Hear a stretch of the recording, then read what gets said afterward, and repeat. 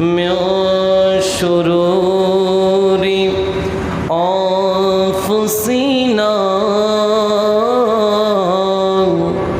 ومن سيئات أعمالنا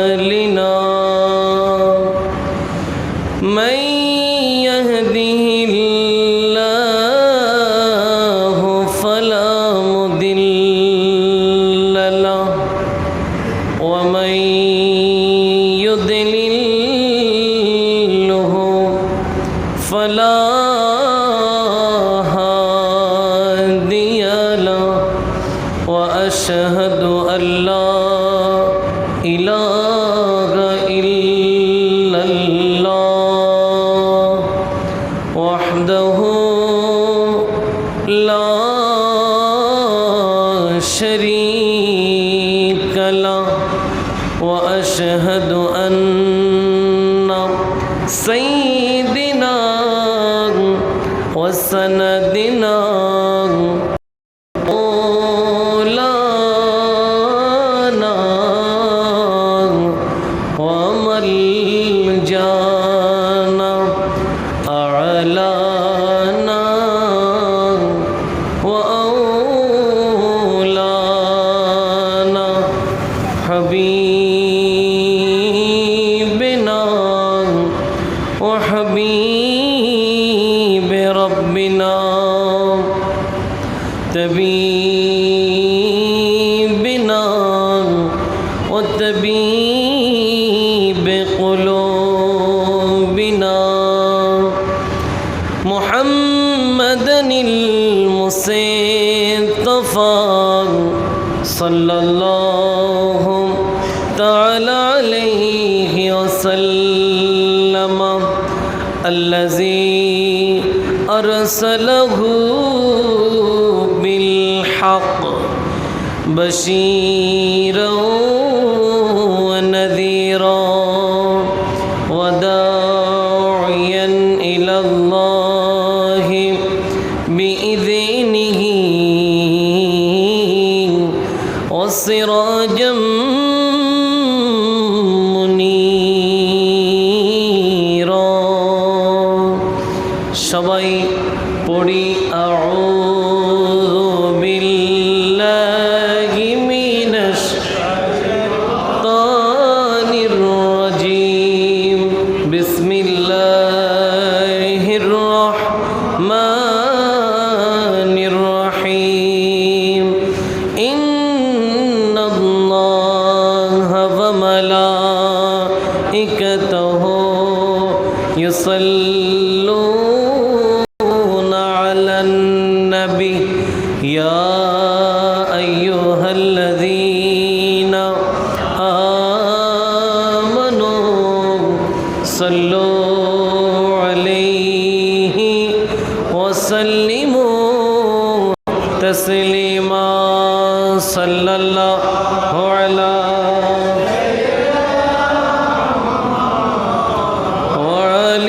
সাহাবী আর একটু মোহাব্বতের আওয়াজে আল্লাহুম্মা সাল্লি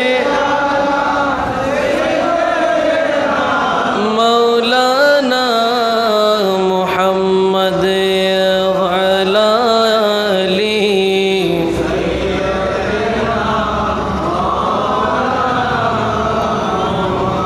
ফাহুয়া আল্লাযী تم معناه وصورته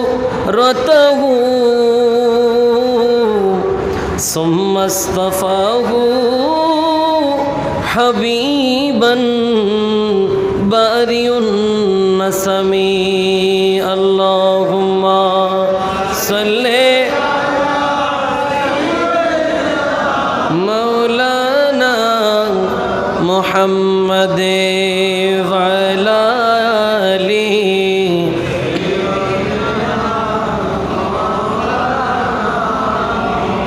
منزه عن شريك في محاسنه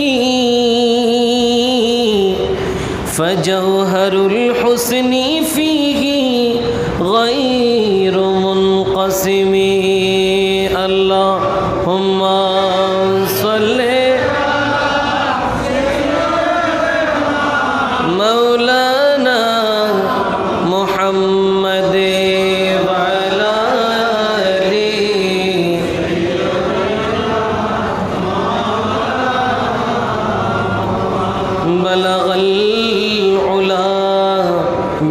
जमालिही कशफ दुजा बिजमालिही हसनत जमी खसालिही सल्लो अलैहि।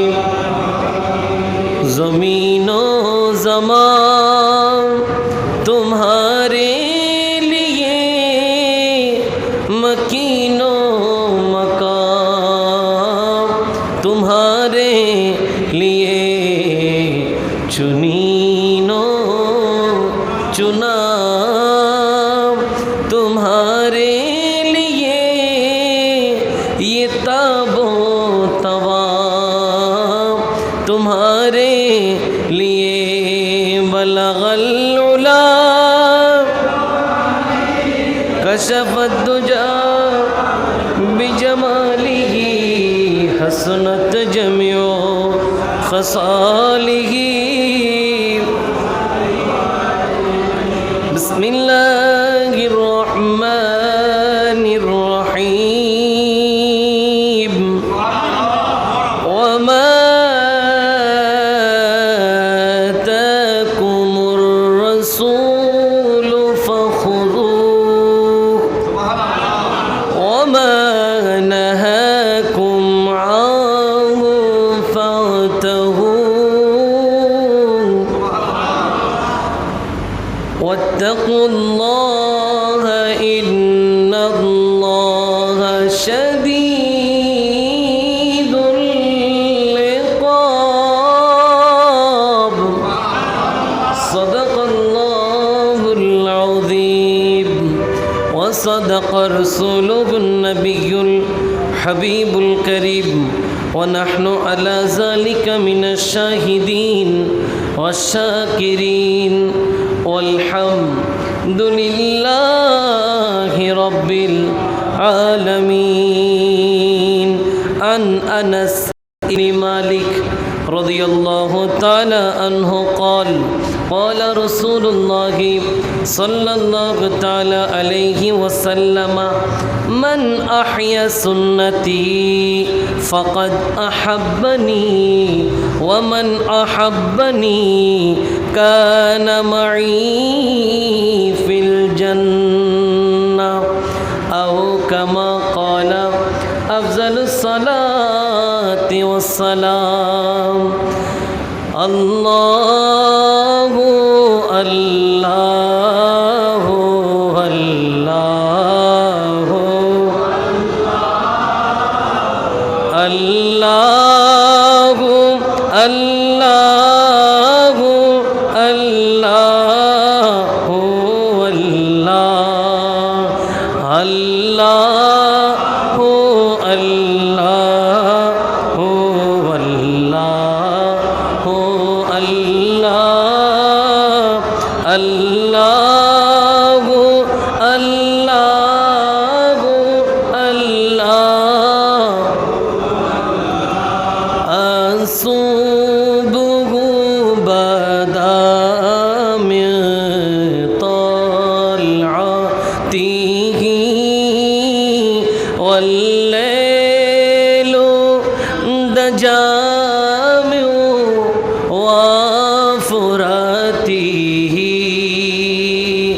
अल्लाहु अल्लाहु अल्लाहु अल्लाह अल्लाहु अल्लाहु अल्लाह। फ़ाक़र रुसूला फ़दला व उला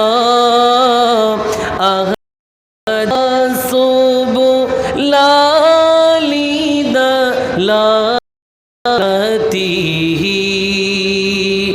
अल्लाहु अल्लाहु अल्लाह अल्लाहु अल्लाहु अल्लाह। फमुहम्मदुना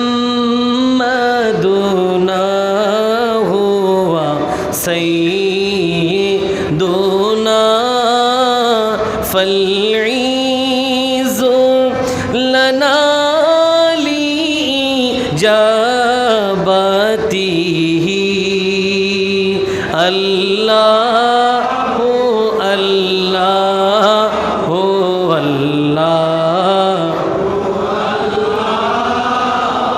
আল্লাহু আল্লাহু আল্লাহু লা ইলাহা ইল্লাল্লাহু মুহাম্মাদুর রাসূলুল্লাহ সাল্লাল্লাহু তাআলা আলাইহি ওয়াসাল্লাম। উচ্চ আওয়াজে পড়ি মারহাবা, আর একটু মহব্বতের আওয়াজে বলি সুবহানাল্লাহ, আলহামদুলিল্লাহ, আল্লাহু আকবার, সুবহানাল্লাহ, আলহামদুলিল্লাহ, আল্লাহু আকবার, সুবহানাল্লাহ, আলহামদুলিল্লাহ, আল্লাহু আকবার। ঐতিহ্যবাহী বন্দর জামে মসজিদ প্রাঙ্গণে পবিত্র ঈদে মিলাদুন নবী সাল্লাল্লাহু আলাইহি ওয়াসাল্লাম উপলক্ষে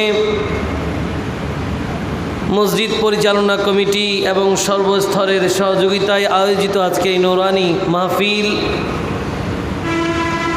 সর্বপ্রথম মহান আল্লাহর দরবারে শুকরিয়া আদায় করি, কৃতজ্ঞতা প্রকাশ করি যে মহান রব্বুল আলামিন আজকের এই পবিত্র রবিউল আউয়ালের মহিমান্বিত এই রজনীতে আল্লাহর ঘরে বসে আল্লাহকে ডাকার যে সুব্যবস্থা আল্লাহ আমাদেরকে করে দিলেন। সর্বপ্রথম সেই মহান আল্লাহর দরবারে শুকরিয়া আদায় করে পড়ি আলহামদুলিল্লাহ। আর একটু আওয়াজে পড়ি লক্ষ কোটি দুরুদ আর সালাম জানাই প্রিয় নবী রহমাতাল লিল আলামিনের দরবারে, যে নবী না হলে এই কুল কায়নাত হতো না। এখানেই কথা শেষ নয়। যে নবীর প্রতি ঈমান আনয়ন না হলে, শাহাদাত যদি আপনি না দেন, আশহাদু আন্না মুহাম্মাদান আবদুহু ওয়া রাসূলুহু যদি আপনি না পড়েন, আপনার ঈমানও হবে।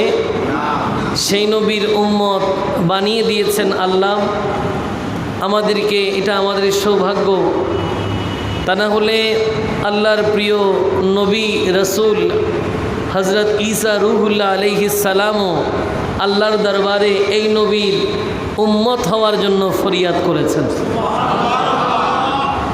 তো এটা আমরা না চাইতেই মহান নিয়ামত আমরা পেয়ে গেলাম। আমি যদি এভাবে বলি যে আমাদের প্রিয় নবী এমন নবী যে নবীর মাহফিলে আপনি বসলেন, আল্লাহ পাক কোরআন আল কারীমের মধ্যে আয়াত শুধু নবীর শানে নাজিল করেছেন, এখানেই কথা শেষ নয়। আল্লাহ পাক আয়াতের মার্জাটা আপনাকে খেয়াল করতে হবে। আল্লাহ পাক বলছেন আলহামদুলিল্লাহি রাব্বিল আলামিন, আর নবীর শানে বললেন ওয়ামা আরসালনাকা ইল্লা রাহমাতাল লিল আলামিনটা মিল আছে। সুবহানাল্লাহ বলেন। মানে আল্লাহ হচ্ছেন রব্বুল আলামিন, আমাদের প্রিয় নবী রাহমাতাল লিল আলামিন। এই ব্যাপারে কারো কোনো প্রকার সন্দেহের অবকাশ থাকার কথা, সবাই একমত এই বিষয়ে। সেই নবীর উম্মত বানিয়ে দিয়েছেন আল্লাহ পাক, আমাদেরকে আশরাফুল মাখলুকাত বানিয়েছেন।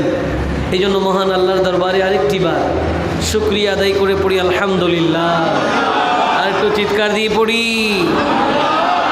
সেই সাথে আপনারা যারা কষ্ট করে আজকের এই নূরানি ইরফানি রুহানি মাহফিলে আসলেন, আল্লাহ পাক সকলের কবুল আর মঞ্জুর করে কঠিন কিয়ামতের ময়দানে আজকের উপস্থিতি সকলের জন্য নাজাতের ওসিলা বানিয়ে দিক। সবাই বলি।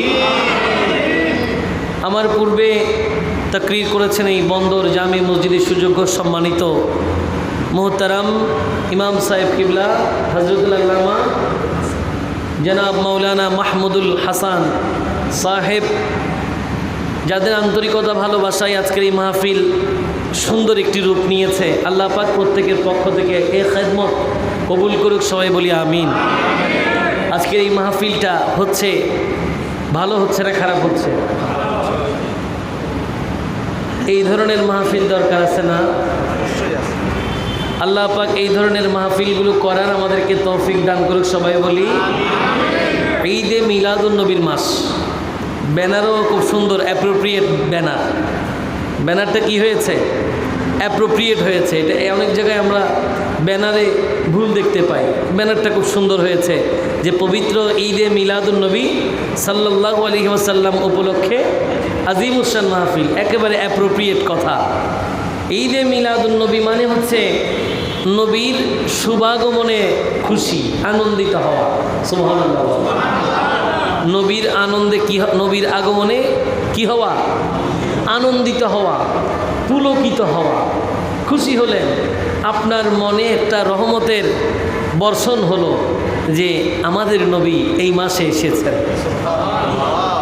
এটা আপনার মধ্যে এই জজবাতটা থাকা, এই আবেগটা থাকা, ওই আবেগের জায়গায়, ওই ভালোবাসার জায়গায় ঈদে মিলাদুন্নবীর মাহফিল বিশ্বব্যাপী হয়। আমাদের দেশে যতগুলো ব্যানার আপনারা দেখেন, বেশিরভাগগুলোতে লেখা থাকে ঈদে মিলাদুন্নবী। কি লেখা থাকে? বাইরের দেশগুলোতে, বিশেষ করে মিশর বলেন, আপনি সৌদি আরবিয়া বলেন, ইন্দোনেশিয়া বলেন, মক্কা মদিনা বলেন, বাইরের কান্ট্রিগুলোতে ঈদে মিলাদুন্নবীর মাহফিলে মিলাদ লেখে না, ওনারা লেখেন মৌলিদ। কি লেখে? মৌলিদুন্নবী সাল্লাল্লাহু আলাইহি ওয়াসাল্লাম। যাই হোক, শব্দের প্রকরণ থাকতে পারে, তবে কথা কি এক।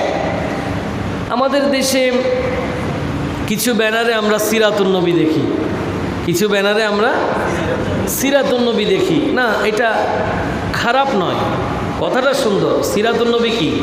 নবীজির জীবন চরিত্র নিয়ে কথাবার্তা।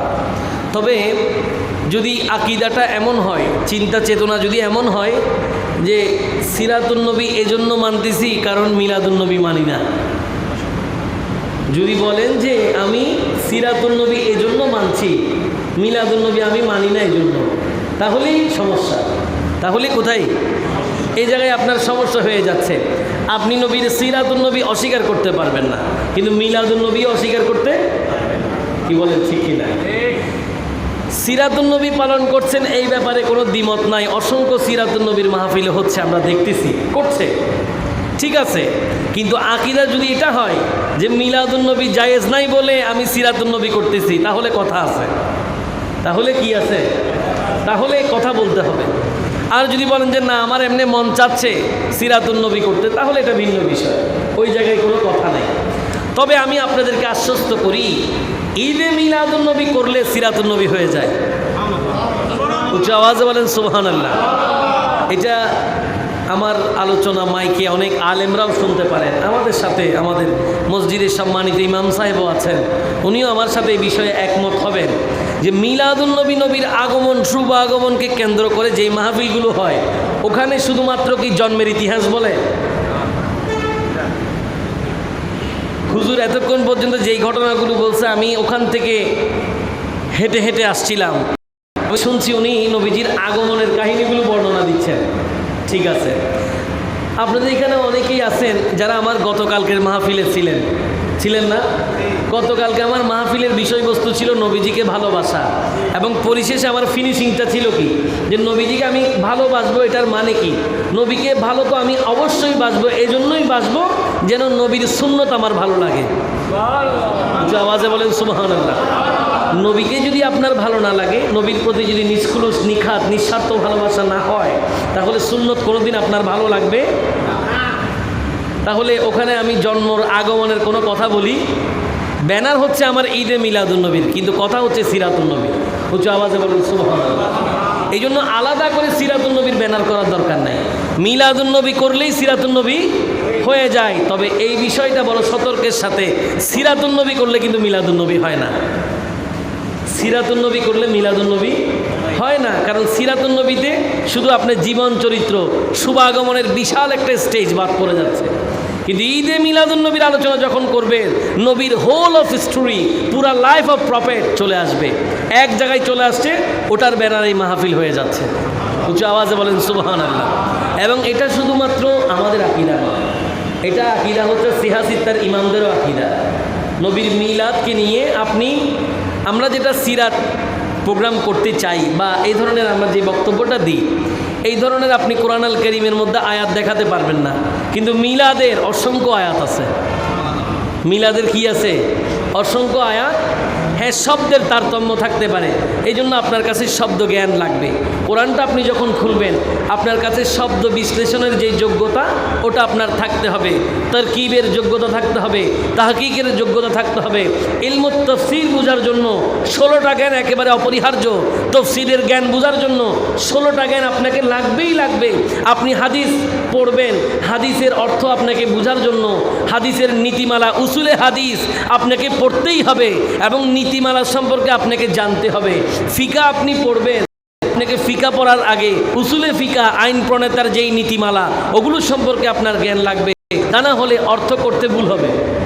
অর্থ করতে কি হবে? ভুল হবে। যাই হোক, বলছিলাম নবীর শুভাগমনের কথা। আল্লাহ পাক আজকের এই মাহফিলে আমাদেরকে আসার তৌফিক দিয়েছেন। আল্লাহর দরবারে আমরা আরেকটি বার শুকরিয়া আদায় করে পড়ি আলহামদুলিল্লাহ। আসুন কোরআন আল করিমের আয়াতের মাধ্যমেই আজকের আলোচনার সূচনা। পবিত্র কোরআন আল করিমে আল্লাহ পাক ইরশাদ করছেন। তার আগে বলতে চাই, কোরআন আল করিমের আয়াত শুনলে সওয়াব হবে নাকি গুনাহ হবে? তাহলে থেমে গেলে একটু উচ্চ আওয়াজে সুবহানাল্লাহ বলবেন। কি বলবেন? সুবহানাল্লাহ বলবেন। কেন? যেন এই মাহফিলটা সাক্ষী হয়ে যায় যে আপনি আল্লাহর ঘরে বসে আল্লাহর কালাম শুনছেন। সেই কালাম, যেই কালাম আল্লাহ ভালোবেসে নবীকে দিয়েছেন। পৃথিবীর আর কারো কাছে তো এই ধরনের আয়াত নাজিল হয় নাই। উম্মতের মধ্যে কি কারোর জন্য একটা আয়াত নাজিল হয়েছে? যত আয়াত নাজিল হয়েছে সব নবীর কাছেই এসেছে, আলাদা করে কারো কাছে নাজিল হয় নাই। সেই নবীর শানে আল্লাহ পাক যা বলছেন, নবী আবার সেই কোরআনের ব্যাপারে বলছেন যে একটা আয়াত পড়লে শুনলে সওয়াব কয়টা? আর একটু উচ্চ আওয়াজে বলেন। 10টা নাকি একটা অক্ষরে? তাহলে আমরা সেই কোরআনকে ভালোবাসার দরকার আছে না নাই? শুধু কি মাহফিলে শুনবো এখানেই শেষ, নাকি বাড়িতে গিয়ে একটু কোরআনটা খুলে দেখব?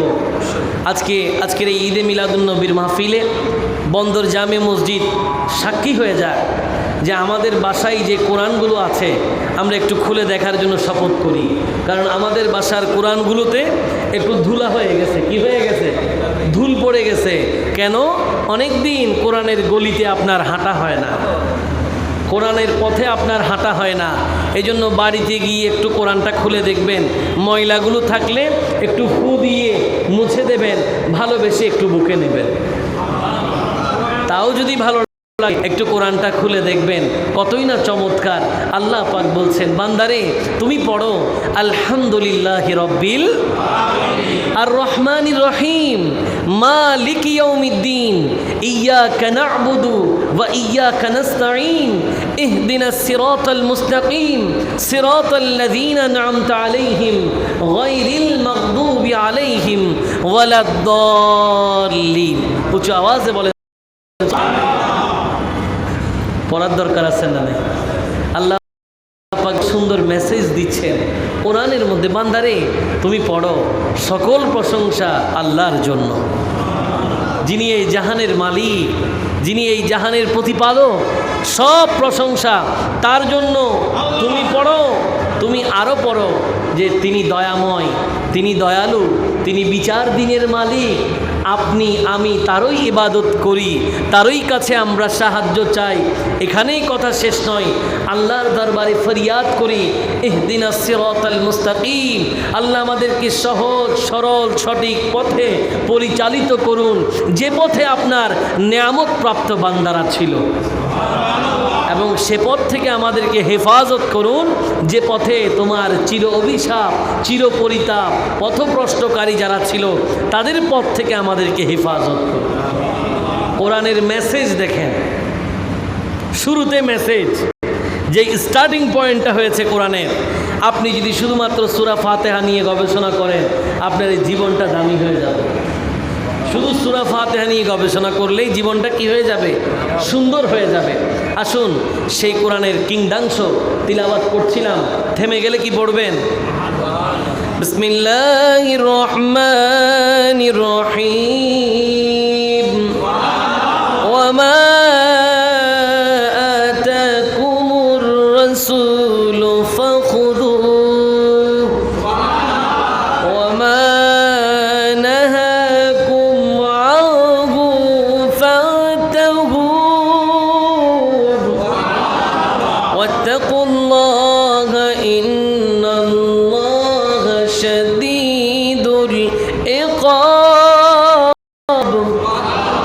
রব্বুল আলামিন হাকিমুল হাকিমিন কোরআনুল কারীমের মধ্যে এলান করতে লাগলেন, মা আতাকুমুর রাসূল ফাখুযুহু, আমার নবী তোমাদেরকে যা দিয়েছেন, নবী তোমাদেরকে যা দিয়েছেন তোমরা তা গ্রহণ করো।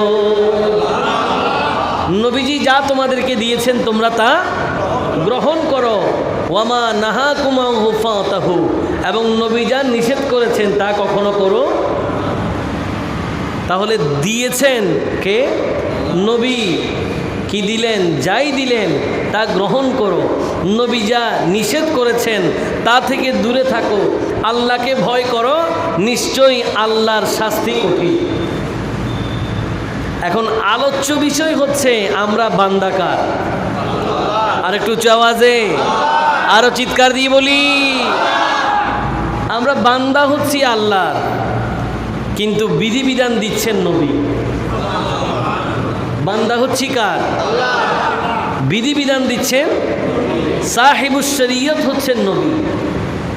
নবীজির কথা আল্লাহ পাক বলছেন, আমার রসুল তোমাদেরকে যা দেয় তা নাও, যা নিষেধ করেছেন তা করার দরকার। তাহলে এই বিষয়টাতে আপনি মিলবন্ধন করবেন কেমনে? এখানে সন্ধিটা হবে কেমনে? আল্লাহ পাক আমাদের মালিক, তিনি আমাদের খালিক, তিনি আমাদের রাজ্জাক, তিনি আমাদের গাফফার, তিনিই তো আমাদের সব, ঠিক কি না? একটু আগেই তো পড়লাম, ইয়াকা না'বুদু ওয়া ইয়াকা, আমরা তোমারই ইবাদত করি, তোমারই কাছে কি চাই? সাহায্য চাই।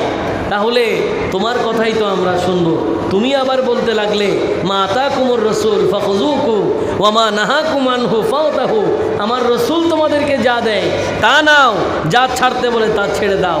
তাহলে বিষয় হচ্ছে যে আমরা আল্লাহর বান্দা ঠিক আছে, তবে রসুলের সাথে একটা স্পিরিচুয়াল কানেকশন আছে।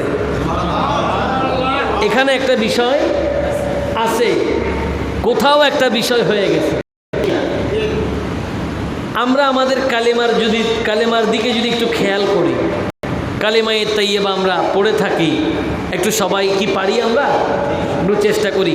বিসমিল্লাহির রহমানির রহিম, লা ইলাহা ইল্লাল্লাহু মুহাম্মাদুর রাসূলুল্লাহ সাল্লাল্লাহু তাআলা আলাইহি ওয়াসাল্লাম।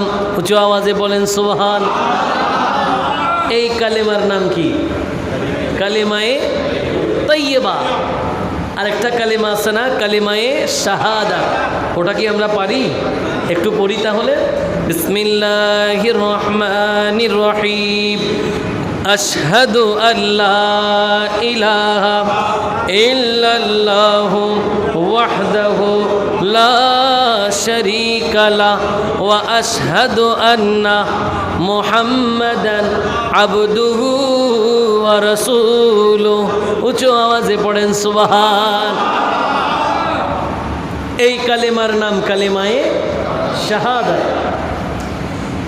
কালেমায়ে তাইয়্যিবার সরল অনুবাদ হচ্ছে আল্লাহ ছাড়া কোনো ইলাহ, এবং প্রিয় নবী সাল্লাল্লাহু আলাইহি ওয়াসাল্লাম আল্লাহর প্রেরিত রসুল। এটা একেবারে সহজ অর্থ কালেমায়ে তাইয়্যিবা।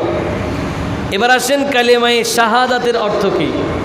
কালেমায়ে শাহাদাতের মধ্যে আপনি শুরু করছেন নিজেকে দিয়ে। শুরু করছেন কাকে দিয়ে? নিজেকে দিয়ে। আশহাদু, আমি সাক্ষ্য দিচ্ছি।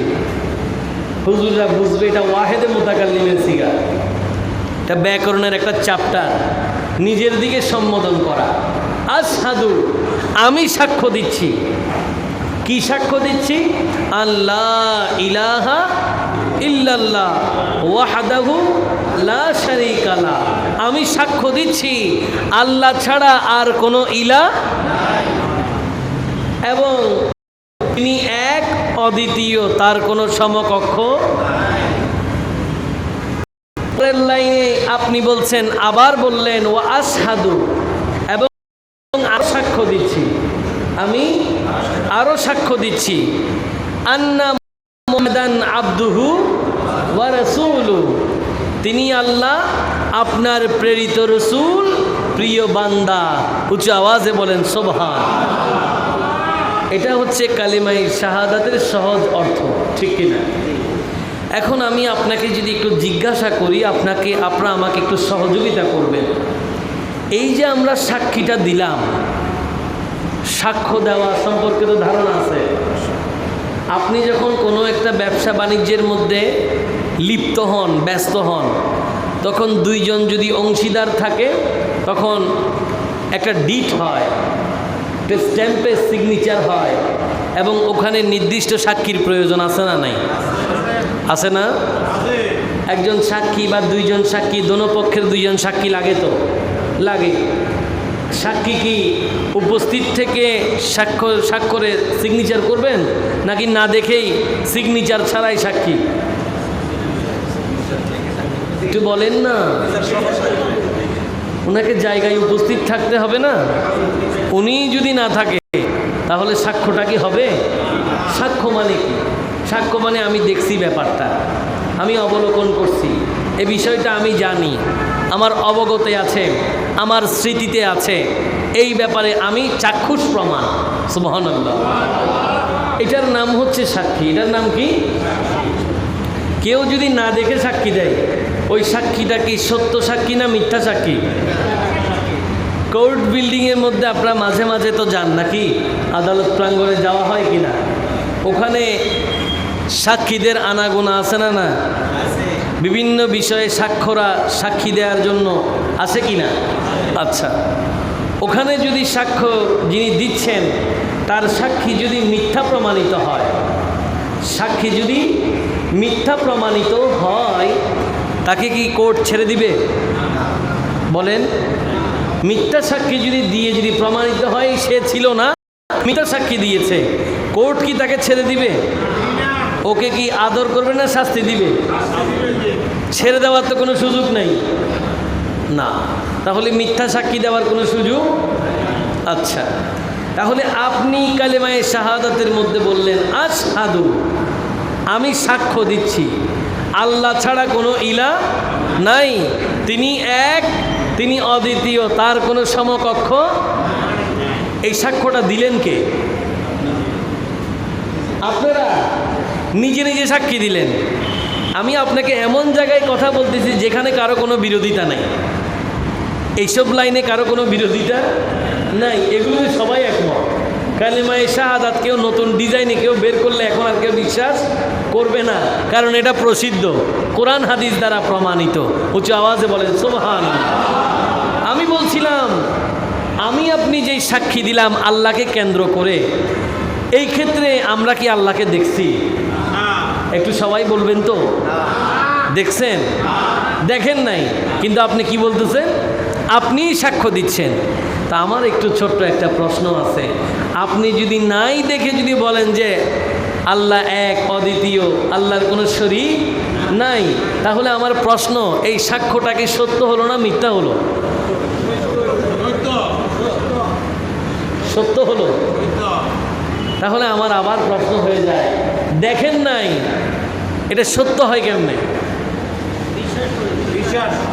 হ্যাঁ, এই তো বিষয় চলে আসতেছে। এগুলো হচ্ছে একদম বেসিক জায়গার কথা। আমরা সূত্রের উপরের দিকে চলে যাই, নিচে কি আছে এটা বুঝি না। নিচের সূত্র যদি আপনি বুঝেন, যত বড় অঙ্ক আপনাকে দেয়া হোক না কেন, আপনি কিন্তু দিন শেষে সমাধান করে ফেলতে পারবেন। এখানে কমার্সের স্টুডেন্ট আছেন? কমার্সে পড়ালেখা করছেন? হ্যাঁ, যারা আগেও পড়ছেন এরকম আছেন না? আছে। কমার্সে অ্যাকাউন্টিংয়ে একটা অঙ্ক আছে, জাবেদা বলে। কি বলে? জাবেদা। এটাকে 3-4 লাইনের অঙ্ক। এটা 1-2 পৃষ্ঠা, অনেক সময় 3-4 পৃষ্ঠা পর্যন্ত চলে যায়। এই মিলাতে মিলাতে মিলাতে মিলাতে 4 পৃষ্ঠা পর্যন্ত চলে গেছে। কিন্তু টিচাররা আপনাদেরকে একটা বিষয় বারবার বলে, কনসার্ন করে, তুমি তোমার সিস্টেম অনুযায়ী থাকো। 1 পৃষ্ঠা গেছে দুঃখ নাই, 2 পৃষ্ঠা গেছে দুঃখ নাই, সূত্র বরাবর রাখো, প্রয়োজনে 4 পৃষ্ঠা গেলেও সমস্যা নাই, সূত্র যদি ঠিক থাকে অঙ্ক মিলে যাবে। সুবহানাল্লাহ বলেন, ঠিক কি না? এটা হচ্ছে বাস্তবতা। তো আপনাকে ধর্মের একেবারে সূত্রের জায়গায় আসতে হবে। আপনি বলছেন, সাক্ষ্য দিয়েছেন আল্লাহকে কেন্দ্র করে, অথচ আপনি আল্লাহ সম্পর্কে জানেনই না, আপনি আল্লাহকে দেখেনই নাই, কিন্তু হার হামেশা আপনি সাক্ষ্য দিচ্ছেন। শুধু কি আপনি দিচ্ছেন নাকি? প্রত্যেক দিন মুয়াজ্জিন সাহেব কী করতেছে? আশহাদু আল্লা ইলাহা আশহাদু আন্না মুহাম্মাদার রাসূলুল্লাহ বলে কিনা? প্রত্যেক দিন 3 লক্ষ মসজিদে 2 বার করে করে আল্লাহর নাম, নবীর নাম 2 বার করে যদি আল্লাহর নাম নেয় তাহলে কতবার হয়? 3 লাখ মসজিদে একটু হিসাব করেন, আমি কম করে ধরলাম, মসজিদ আরও অনেক বেশি হবে, শুধু বাংলাদেশে বলতেছি আরও অনেক বেশি হবে। 3 লক্ষ মসজিদ ডেলি 5 ওয়াক্তে 2 বার করে নিলে 10 বার, 10 বার আর গুণ 3 লাখ, কতটুকু হয়? 3 লাখ গুণ 10, আরও বেশি হবে, আরও বেশি হবে, ঠিক কিনা? মানে এগুলো লক্ষ্য ছেড়ে গেছে, প্রতিনিয়তই লক্ষ্য ছেড়ে গেছে। তার মানে এটা তো আমি বাংলাদেশের হিসাব বললাম। 3 লাখ মসজিদে ডেলি একটা মসজিদে 10 বার করে, তাহলে 3 লাখ মসজিদে 10 বার করে হলে 3 গুণ 10 30 লাখ, ঠিক আছে না? 30 লাখ বার বাংলাদেশের সিম্পল স্টেজে, সিম্পল বক্তব্য, বাংলাদেশে যদি 30 লাখ হয়, এই পুরো ওয়ার্ল্ডের মধ্যে মসজিদ কতগুলো আছে? সুবহানাল্লাহ বলবো? আর একটু উঁচু আওয়াজে বলেন, ওয়ার্ল্ডের মধ্যে মসজিদ কতগুলো আছে? বাংলাদেশ তো তুলনামূলকভাবে একটা ছোট দেশ। আপনি পাকিস্তানের কথা ভাববেন না, আপনি একটু ইন্ডিয়ার কথা ভাববেন না, আপনি সৌদি আরবের কথা ভাববেন না। এই যে ওয়ার্ল্ড ওয়াইড যে মসজিদগুলো আছে, একদম কম করে হলেও 5 থেকে 6 কোটি বার, ছোট করে যদি বলি অন্তত 3 থেকে 3.5 কোটি বার ডেলি আল্লাহ এবং আল্লাহ রসুলের নাম নেওয়া হয়। এর চেয়ে বড় আর নবীর শান আর কি চান? এর চেয়ে এক হুজুরের কাছে প্রশ্ন করলো যে শানে রেসালত সম্পর্কে কিছু বলেন, শানে রেসালত সম্পর্কে কিছু বলেন। তো হুজুর বলতেছে শানে রেসালত সম্পর্কে পবিত্র কোরআনটাই তো আছে, তবে আমি তোমাকে ছোট্ট একটা হিসাব দিই। তিনি আজানের হিসাবটা করে তাকে বলতেছে ডেলি নবীর নাম 3 কোটি বার নেওয়া হয়, এটাই তো শানে রেসালত। এর চেয়ে বড় আর রেসালত কোথায় খুঁজবা? এটা হচ্ছে আমাদের নবীর তাজিম। আমি বলছিলাম এই যে আপনি আল্লাহকে কেন্দ্র করে সাক্ষী দিচ্ছেন, কিন্তু আপনি আল্লাহকে দেখেন নাই, অথচ আপনি বলতেছেন আপনার সাক্ষ্যটা ঠিক আছে, আপনার সাক্ষ্য ঠিক আছে। কেন? আপনি বলতেছেন বিশ্বাস। কি বলছেন? মনোযোগ আছে তো? একটু মনোযোগ দিয়ে শুনবেন আজকের এই আলোচনা। আজীবন যদি মনে রাখতে পারেন, মরণের সময় কালমা নসিব হবে। একটু মনে রাখার চেষ্টা করবেন, বড় জিম্মাদারির সাথে কথা বলতেছি। এমনি বলে চলে গেলাম, আমার কথার উপরে আরেকজন কথা বলবে, এই ধরনের সুযোগ রাখি না। কথা যেটা বলতেছি এটা এখানেই ফাইনাল, কারণ এটা কোরআন, এটা হাদিস। সুবহানাল্লাহ। আমি বলছিলাম, আপনি বললেন আল্লাহকে কেন্দ্র করে যে সাক্ষী আপনি দিয়েছেন, এই সাক্ষ্য নাকি সত্য, অথচ আপনি আল্লাহকে দেখেন না, কিন্তু বলতেছেন কেন সত্য? এই জন্য যে এটা বিশ্বাস। আমার প্রশ্ন আপনার কাছে, এই বিশ্বাস আপনাকে দিল কে? আমরা আরো গভীরে চলে যাচ্ছি। বিশ্বাস আপনাকে দিল কে? এই যে এই চিন্তা, এই চেতনা, বিশ্বাস আপনাকে দিল কে? যে না দেখেই আপনি আল্লাহকে বিশ্বাস করতেছেন। সুবহানাল্লাহ। দেখেন নাই কিন্তু বিশ্বাস করে ফেলতেছেন, এই চেতনা আপনাকে দিয়েছে কে? বলেন। আল্লাহ। তাহলে আল্লাহ কি আপনার কাছে আসছে? আসে নাই। হ্যাঁ, এই বন্দর জামে মসজিদের ইমাম সাহেবের বক্তব্যটা আমি নিব। কেন? কারণ রসুলকে আমরা না দেখলেও আমাদের আগের পূর্বের জাতি যারা, তারা তো নবীকে পেয়েছে। সুবহানাল্লাহ বলে। রসুলে আকরাম সাল্লাল্লাহু আলাইহি ওয়াসাল্লাম তাদেরকে এই বক্তব্য দিয়েছেন। কি বক্তব্য দিয়েছেন সেটাও কোরআনের ভাষায় একটু শুনবো, তার আগে বলবো কোরআন আল কারীম। থেমে গেলে কি বলবেন? বিসমিল্লাহির রহমানির রহিম। কুল হুয়াল্লাহু আহাদ আল্লাহুস সামাদ লাম ইয়ালিদ ওয়া লাম ইউলাদ ওয়া লাম ইয়াকুল লাহু কুফুয়ান আহাদ। রব্বুল আলামিন হাকিমুল হাকিমিন পবিত্র কোরআনুল কারীমের সূরা ইখলাস, যে সূরা পারে না এমন কেউ নাই, সবাই এই সূরা পারে। আল্লাহ পাক এই সূরার মধ্যে এলান করলেন, কুল ইয়া রাসূলুল্লাহ ইয়া হাবিবাল্লাহ, ও নবী আপনি বলুন, হুয়াল্লাহু আহাদ, তিনি আল্লাহ এক। নবী আপনি বলেন হুয়াল্লাহু আহাদ, তিনি আল্লাহ। এখানে কুল শব্দের অর্থ হচ্ছে বলা, বলছে কে? নবী। কুল, নবী আপনি বলেন, এটা হচ্ছে আমরের সিগা। হুজুর জানে কিসের সিগা? এটা আমরের সিগা, আদেশ সূচক। আল্লাহ পাক নবীকে বলছে, ও নবী আপনি বলেন। কি বলবেন? আল্লাহ এক। আর কি বলবেন? আল্লাহুস সামাদ, তিনি কারো মুখাপেক্ষী নন। লাম ইয়ালিদ ওয়া লাম ইউলাদ, তিনি কাউকে জন্ম দেননি, কেউ তাকে জন্ম দেয়নি। এই সূত্রে তিনি পবিত্র। তো তাই নয়, জাহানে তার সমকক্ষ আর কেউ নাই। উচ্চ আওয়াজে বলেন সুবহান। এবার একটু শুষ্ক মস্তিষ্কে মনটাকে একেবারে পবিত্র করে একটু ঠান্ডা মাথায় চিন্তা করেন। কুল শব্দটা কোরআনুল কারীমের সূরা ইখলাসের আয়াতের অংশ। আয়াতের কেউ যদি কুল শব্দ বাদ দিয়ে তারাবি পড়ে ফেলেন, তারাবির হক আদায় হবে? আদায় হবে না। কেন? কারণ শব্দ কি হয়ে গেছে? বাদ পড়ে গেছে। শব্দ কি হয়ে গেছে? বাদ পড়ে গেছে। তৎক্ষণাৎ যদি হাফেজ সাহেব জেনে যায় যে আমার কুল শব্দ বাদ পড়ে গেছে, তিনি আবার নামাজ পড়িয়ে কুল শব্দটাকে টেনে আনবেন, ঠিক কিনা? না হলে খতম আদায় হবে। এখন আমার প্রশ্ন হচ্ছে, আল্লাহ আপনি পবিত্র কোরআনুল কারীমে নামাজের বিধান দিয়েছেন, রোজার বিধান দিয়েছেন, হজের বিধান দিয়েছেন, এতগুলো বিধান আপনি দিলেন, সব বিধানে আপনি স্ট্রেট ফরওয়ার্ড কথা বলেছেন, স্ট্রেট সোজা কথা। আকিমুস সালাত, নামাজ কায়েম করো, ওয়াতুজ যাকাত, যাকাত দাও, হ্যাঁ, আতিমুল হাজ, হাজ তোমরা পূর্ণ করো। স্ট্রেট কাট কথাবার্তা। আমরু বিল মারুফ, তোমরা সৎ কাজের জন্য নির্দেশ দাও। ওয়ানাহি আনিল মুনকার, এবং অসৎ কাজ থেকে বারণ করো। স্ট্রেট কথাবার্তা। কিন্তু আল্লাহ রে, তুমি তোমার কথা নিয়ে এসেছো, যখন তুমি তোমার কথা বলতেছো কোরআনুল কারীমের সূরা ইখলাসে, তুমি যে এক, তুমি যে অদ্বিতীয়, তোমাকে মানার ব্যাপারে যখন কথা আসছে, তোমাকে না মানলে তো ঈমানও থাকবে না, তোমাকে না মানলে তো ইসলামও থাকে না, তোমাকে না মানলে তো নামাজও হবে না, তোমাকে না মানলে তো রোজাও হবে না, তোমাকে না মানলে হজও হবে না।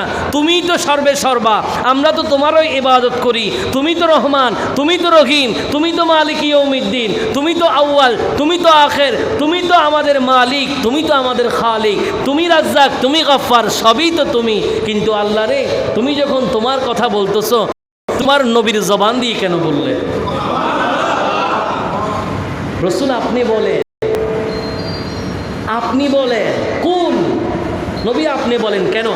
এই জায়গায় হুয়াল্লাহু আহাদ বললে বাক্য পূর্ণ হবে। হুয়াল্লাহু আহাদ যদি বলে বাক্যের কোনো অসুবিধা, আয়াতের কিন্তু কোনো অসুবিধা হইতো না, বাক্য কিন্তু পরিপূর্ণ হবে। এই যে আমাদের হুজুর বুঝতেছে, এই জন্য হুজুরকে দিয়ে আপনাদেরকে ফিনিশিং দিচ্ছি। কষ্ট হয় না? খারাপ লাগে? আমি যদি আপনাদেরকে এভাবে বলি, ইমাম সাহেব বলেছেন, কে বলেছেন?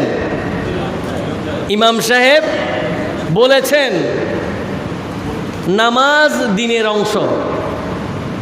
নামাজ দিনের, কে বলেছেন?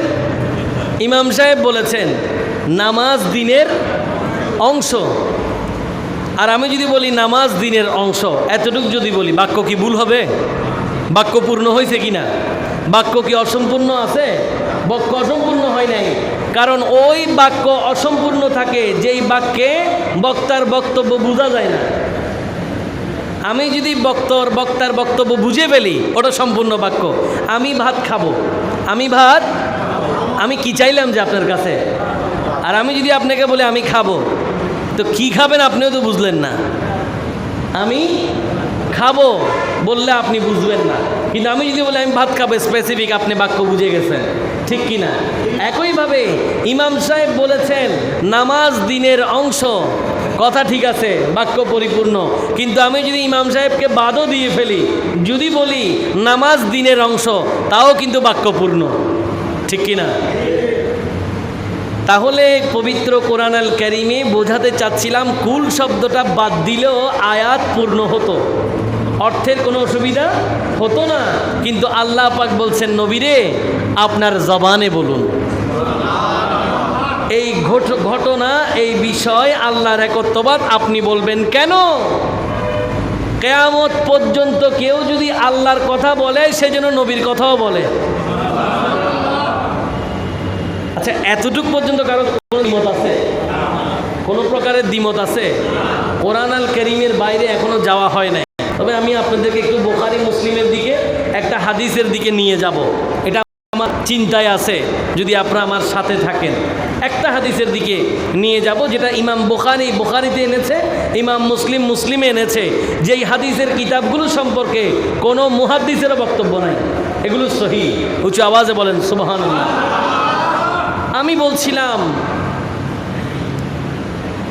যে বক্তব্যের কথা, যে ইমাম সাহেব যদি বলে তাও কি হয়ে যাবে, বক্তব্য পূর্ণ হয়ে যাবে। নবীর কথা আল্লাহ পাক সেভাবেই বলেছেন, ও নবী আপনি আপনার জবানে বলেন। কি বলবেন? আল্লাহ এক, আল্লাহ কারো মুখাপেক্ষী নয়, জন্মসূত্রে কেউ আল্লাহকে জন্ম দেয়নি, তিনিও কাউকে জন্ম দেননি, এইসব ক্ষেত্রে তিনি পবিত্র, তার সমকক্ষ আর কেউ। এই ঘটনা আপনি বলেন, এই ঘোষণা আপনি দেবেন। কেন? কিয়ামত পর্যন্ত যারা কালমায়ে তাওহীদ নিয়ে কথা বলবে, আল্লাহর একত্ববাদ নিয়ে কথা বলবো, তারা যেন রেফারেন্স হিসেবে আপনি নবীর কথা বলে। মানে নবীকে বাদ দেওয়ার সুযোগ, রসুলকে বাদ দিয়ে কথা বলার কোনো সুযোগ, এমনকি ঈমানের মূল গোড়ায় আল্লাহর একত্ববাদের কথাই নবীর কথা দিয়ে আল্লাহ পাক স্টেটমেন্ট করে দিলেন। কিন্তু আপনি নামাজে দেখেন আল্লাহ পাক বলেন নামাজ কায়েম করো, যাকাতের কথা বললেন যাকাত দাও, যেখানে যা বলেছেন সরাসরি বিধান দিয়েছেন। কিন্তু আল্লাহর জাত ইলাহির কথা চাইলে তো আল্লাহ পাক নিজে বলতে পারতেন, আল্লাহ নিজে বলে নাই। আল্লাহ বলছেন বন্ধুরে আপনি বলেন। এটা দলিল হয়ে যাক কিয়ামতের আগ পর্যন্ত যারাই, যেই মৌলবী, যেই আলেম, যেই খতিব, যেই ইমাম, যে ওয়ায়েজ, যেই মুফাসসির, যেই মুহাদ্দিস ওয়াজ করুক না কেন, আল্লাহর কথা বললে যেন আপনি নবীর কথাও বলেন। কারণ অন ডকুমেন্টস ছাড়া তো কোনো কথা চলবে না, দলিল ছাড়া কোনো কথা। একত্ববাদের কথা বলতে গেলেও নবীর দরবার থেকে দলিল আনতে হবে। এই জন্য আপনারা যে বললেন আমরা সাক্ষ্য দিলাম বিশ্বাসের ভিত্তিতে, এই বিশ্বাস আপনাকে দিয়েছেন নবী। আল্লাহর নবী যখন মক্কার মানুষদেরকে ডাক দিলেন, উঁচু পাহাড়ে দাঁড়ালেন, নবী বললেন, ওহে মক্কার মানুষরা, তোমাদের প্রতি আমার আবদার, আমি যদি তোমাদেরকে বলি পাহাড়ের অপর পাশ থেকে একদল তোমাদেরকে হামলা করতে আসছে, তোমরা কি মেনে নিবে? বলে হ্যাঁ, আমরা আপনার কথা মেনে নেব, কারণ আপনি আল আমিন, আপনি বিশ্বাসী, আপনি কখনো মিথ্যা বলতে পারেন না, আপনি তো আমানতদার, আপনি খেয়ানত করতে পারেন না, আপনি ওয়াদা রক্ষাকারী, আপনি ওয়াদা ভঙ্গ করতে পারেন না, আপনি মিথ্যা বলেন না, আপনি তো সত্যবাদী। সুতরাং আপনি যা বলবেন ওটাই চমৎকার কথা, ওটাই বিশ্বাসযোগ্য। তখন নবী বললেন, যদি আমার কথাই বিশ্বাসযোগ্য হয়, আমি যদি আল্লামিন হই, তাহলে এটাও শুনে রাখো, তোমরা যে অগ্নি পূজা করছো, মূর্তি পূজা করছো, পাথর পূজা করছো, এগুলোর কোনো ভিত্তি নাই। এক আল্লাহকে মেনে নাও এবং আমি তার প্রেরিত রসুল, আমাকে মেনে নাও। এতক্ষণ পর্যন্ত যারা মেনে নিবে বলেছে তারা দুই গ্রুপ হয়ে গেছে। কয় গ্রুপ? এই গ্রুপিং শুরু হয়ে গেছে, এখন দলাদলি শুরু হয়ে যাচ্ছে। আরো রাগ করেন এত দল কেন? আরে দল তো শুরু থেকেই আছে, দল শুরু থেকেই আছে। দল কি শুধু এখানে নাকি? কিয়ামতের মাঠেও তো দল হবে দুইটা। হুজুর কোরআন শরীফে আছে না, ফারিকুম ফিল জান্নাতি ওয়া ফারিকুম ফিস সাঈর। আরে কিয়ামতের ময়দানে গ্রুপ হবে কয়টা? ওখানেও গ্রুপিং আছে। তো ওই জায়গায় আপনার রাগ করার দরকার নাই। আপনার কাজ হচ্ছে আল্লাহর দরবারে হেদায়েত চাওয়া। এই জন্য আল্লাহ পাক আপনাকে কনস্টিটিউশন দিয়েছেন, সংবিধান দিয়েছেন। আপনাকে বললেন যে প্রত্যহ নামাজের মধ্যে দাঁড়িয়ে মুতাওয়াজ্জিহান ইলা জিহাতিল কাবাতি শরীফাতি আল্লাহু আকবার পড়ে লা ইলাহা ইল্লাল্লাহর দিকে মনোনিবেশ করে যাও। নামাজের মধ্যে দাঁড়িয়ে যাও, নিজেকে বিনয় করে নাও, বিনয় করে এবার পড়তে থাকো ইহদিনাস সিরাতাল মুস্তাকিম সিরাতাল্লাযীনা আন'আমতা আলাইহিম। আল্লাহ আমাকে সহজ সরল সঠিক করুন। আল্লাহ আপনাকে এমনিতেই পরিচালিত করাবেন। হেদায়াতের মালিক কে? আল্লাহ আমাদের সবাইকে হেদায়াত নসিব করুক, সবাই বলি আমি বলছিলাম যখন নবীজি ঘোষণা দিলেন তখন তাদের মধ্যে দুই দল হয়ে গেল। এক দল মেনে নিয়েছেন যে নবীর কথাই ঠিক, আরেক দল আল আমিন বলে বিশ্বাসী একটু আগেই বলল কিন্তু মানতে আবার রাজি নাই, বরঞ্চ নবীকে গালমন্দ করেছেন। আবুল আহাব বললেন তাব্বালাকা ইয়া মুহাম্মদ, ও মুহাম্মদ তুমি ধ্বংস হও, এগুলো বলার জন্য আমাদেরকে ডাকছো? নাউজুবিল্লাহ বলেন। আবুল আহাব তাব্বালাকা ইয়া মুহাম্মদ বলেছেন, এটা হাদিসের স্টেটমেন্ট। আল্লাহ পাক এটার প্রতিবাদ করেছেন, সুবহানাল্লাহ বলেন। আচ্ছা গালি দিয়েছেন কাকে? নবীকে। প্রতিবাদ করতেছে কে? তো এটা দিয়ে তো বোঝা যায় নবী কত দামি। এখানে তো অসংখ্য দলিলের কোনো দরকার নাই, এখানে পুরা কিতাবে এতটুকু পর্যন্ত বই আমি সবগুলো যদি নিয়েও আসি এটার দরকার কনসেপ্টটা বুঝেন, সূত্র বুঝলে আপনার অঙ্কের সমাধান এমনিতে হয়ে যাবে। তাব্বালাকা ইয়া মুহাম্মদ, ও মুহাম্মদ এগুলো বলার জন্য আমাদেরকে ডাকছো? নবীজি কি প্রতিবাদ করেছেন? এটাও আল্লাহ পাক কোরআন শরীফের মধ্যে এটার ব্যাখ্যা দিয়েছেন, তিনি প্রতিবাদ করবে না। ফাবিমা রাহমাতিন মিনাল্লাহি লিনতা লাহুম ওয়ালাউ কুনতা ফাজ্জান গালিজাল কলব। এই নবী এমন একটা নবী যেই নবীর প্রতি হার হামেশা আল্লাহর রহমত বর্ষণ হয় এবং তিনি কোনোদিন কর্কশ কথা বলে না। ওই নবীর হৃদয় কোমল বিনয়ী। উচ্চ আওয়াজে বলেন সুবহান। আমরা নবীর উম্মত, আমাদেরকেও কোমল হওয়ার দরকার আছে না নাই? আমাদেরকে বিনয়ী হওয়ার দরকার আছে না নাই? আল্লাহ আমাদেরকে বিনয়ী হিসেবে কবুল করুক, সবাই বলি ভদ্র হিসেবে আমাদেরকে কবুল করুক, সবাই বলি। আবুল আহাব যখন নবীকে কষ্ট দিলেন, তাব্বালাকা ইয়া মুহাম্মদ বলে নবীকে আঘাত করলেন, নবী প্রতিবাদ করে নাই। নবী যখন প্রতিবাদ করে নাই, নবী চুপ করে রইলেন। আবুল আহাব নবীকে কষ্ট দিলেন। প্রশ্ন হয়ে যায়, এই নবী এমন নবী যেই নবী কষ্ট পেলে কষ্ট পায় কে? কেন?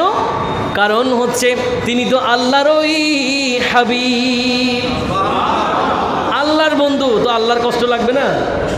আপনার মুখ দিয়ে আপনার যা ইচ্ছা আপনি নবী সম্পর্কে বলে ফেলতে পারবেন, কিন্তু আল্লাহর কাছে ওটা কষ্ট লাগবে। এই জন্য আল্লাহ পাক কোরআনটাকে স্টেটমেন্ট করে দিয়েছেন, আল্লাহ পাক এটার প্রতিবাদ করেছেন, স্বতন্ত্র একটা সূরা নাজিল করলেন। শুধু নবীর সাথে বেয়াদবি করলে সূরা লাহাবটা পড়ে দেখবেন কি পরিস্থিতি। রব্বুল আলামিন আবুল আহাবের প্রতিবাদ করলেন আবুল আহাবের কথা দিয়ে, সেও বললেন তাব্বা, আল্লাহ শুরু করেছেন তাব্বাত দিয়ে।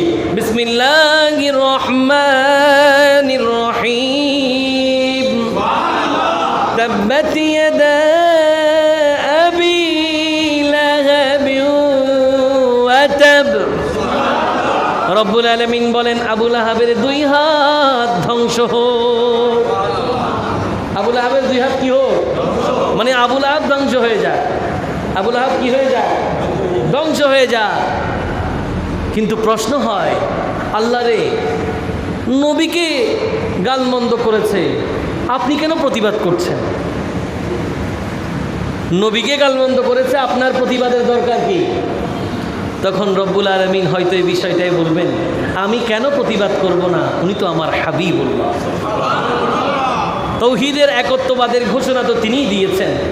আমি আল্লাহ যে এক, ওটা তো ওই জবান দিয়ে এসেছে, আমি কেন প্রতিবাদ করব না? ওই নবী তো কিছু বলবে না, কারণ নবী তো বিসমিল্লাহির রহমানির রহিম ওয়া মা আরসালনাকা ইল্লা রাহমাতাল লিল আলামিন। ওই নবীকে আমি পাঠালাম জগতে রহমত স্বরূপ, ওটাকে আমি রহমত করে পাঠিয়েছি।